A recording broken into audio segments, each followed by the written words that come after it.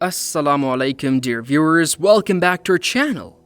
If you use the internet, you've probably heard of the terms Illuminati, Freemason, or secret societies and cults. These are the terms that are frequently used when addressing Hollywood celebrities, world leaders, and even significant bank owners. Conspiracy theories claim that they are responsible for every occurrence in today's world.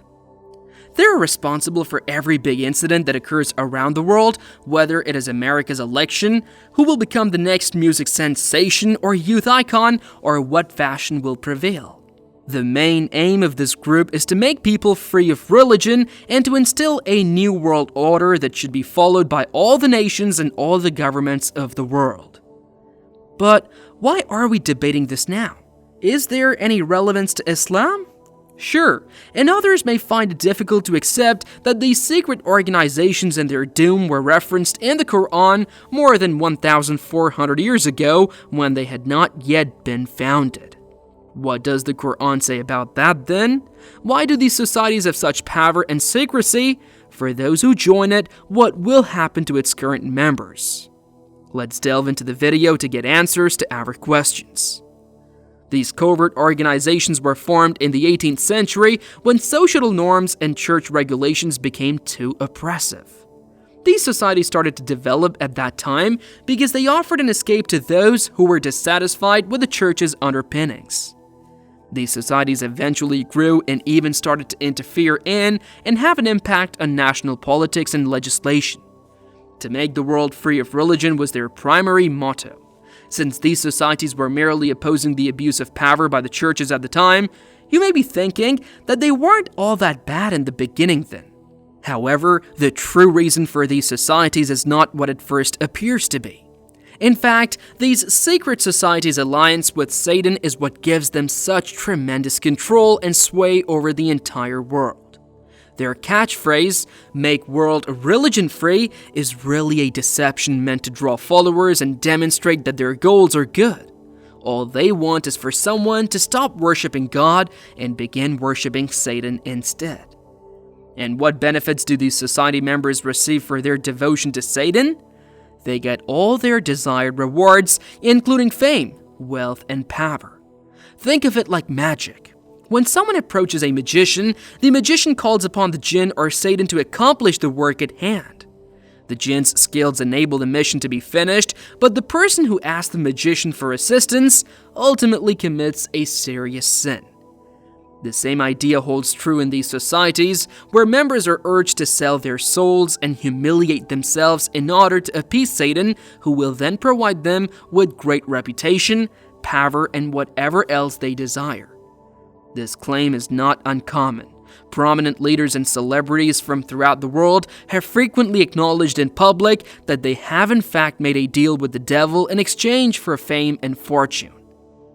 In addition to worshipping and degrading themselves to appease Satan, these members are tasked with promoting nudity and liberty of religion in the public consciousness. There is a reason why today's youth do not wish to adhere to Islamic laws and customs. Pop artists and other celebrities have led them to feel that religion is nothing more than a set of restrictions, and that the only way to be free is to overcome all of these restrictions. It is impossible to comprehend how so much filth has infiltrated society in such a short period of time if one considers the exponential growth of adult content and nudity during the past 20 years. All of this is a result of the kids becoming addicted to these ideals, which are constantly promoted on television, in movies, and in music. A number of songs highlight the subjects of haram, relations between men and women, as well as between members of the same gender. Nowadays, it is quite rare to see a married couple's love exalted and celebrated in a movie. Instead, it is always a haram connection, or maybe multiple haram unions at once. Songs' lyrics occasionally make explicit claims like "I sold my soul to the devil" or "I am in contact with the devil," which are added on purpose to inspire listeners to follow in the footsteps of their pop star if they wish to achieve the same level of popularity and wealth. Until now, we have recognized that the fundamental purpose of all such groups is to make a hidden bargain with Satan in which he will benefit the member with whatever he wants in exchange for executing or accomplishing the deeds that Satan desires. So, this membership benefits both parties involved.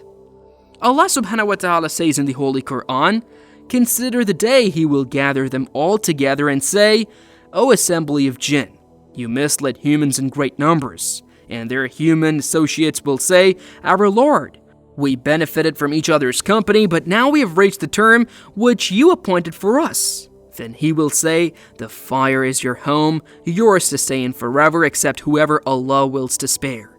Surely your Lord is all-wise, all-knowing."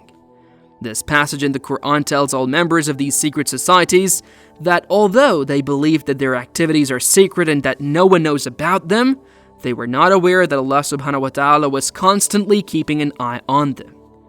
In addition to Allah subhanahu wa ta'ala being fully aware of their covert agreements and the mutual benefits of the jinn, Satan, and humans, Allah subhanahu wa ta'ala has also warned of their fate and what they would say on the Day of Judgment when given the chance to do so.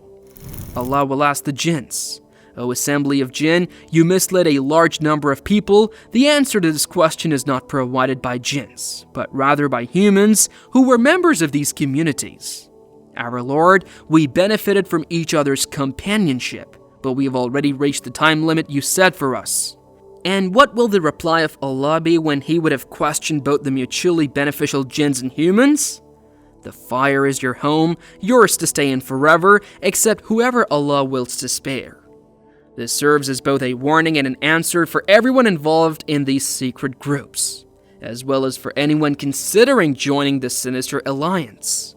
Avoid being tricked and misled by the devil's promises, and avoid becoming so greedy over material possessions and worldly aspirations, only to wind up in hellfire. Jinn's primary goal is to drag humanity to hellfire. Do not allow him to succeed. Allah subhanahu wa ta'ala says in the Holy Quran, "Satan only makes them false promises and deludes them with empty hopes. Truly, Satan promises them nothing but delusion." Avoid this illusion, and if you're already a member, quit as soon as you can, regardless of the repercussions. If you are sincere, Allah will provide a way out, and even though the repercussions may be severe, remember that it may be definitely better than ending up in hellfire. May Allah subhanahu wa ta'ala save us from all the traps of Satan. May Allah subhanahu wa ta'ala guide us to the straight path.